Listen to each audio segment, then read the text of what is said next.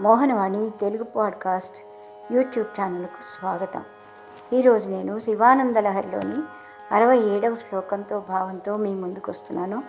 నా పేరు వాడ్రేవు ఉమాకామేశ్వరి.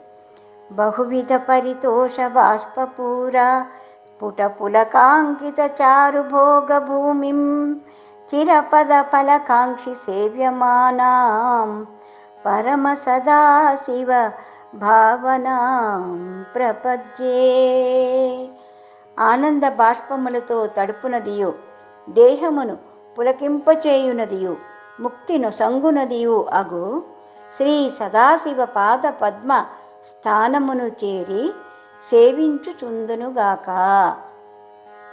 అతులితానంద బాష్పతోయాస్పదంబు పులకితాంచిత దేహ విస్ఫూర్జితంబు ముక్తి గోరెడు వారి కామోదితంబు చేరి సేవింతు శ్రీ సదాశివ పదంబు.